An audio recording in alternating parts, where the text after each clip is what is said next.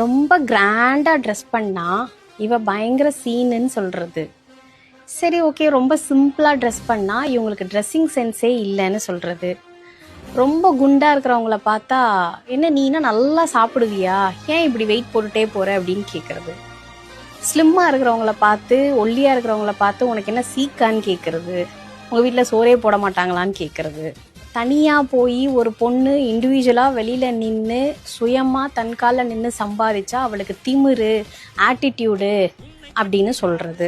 நீங்கள் கேட்குற கேள்விக்கெல்லாம் அவங்க பதில் சொல்லிட்டாங்கன்னா வாயாடி எப்படி பேசுது பாரு அப்படின்னு சொல்கிறது. ஒருவேளை நீங்கள் கேட்குற எந்த கேள்விக்கும் அவங்க பதிலே சொல்லலை அப்படின்னா திமிர் பிடிச்சது, ராங்கி பிடிச்சது அப்படின்னு சொல்கிறது. என்னதாங்க பிரச்சனை, என்ன பண்ணலாம், என்ன பண்ணால் விமர்சனம் வராமல் இருக்கும் அப்படின்னு யோசிச்சு பார்த்தா என்ன பண்ணாலும் விமர்சனம் இருக்கும். பேசினாலும் விமர்சனம், பேசலனாலும்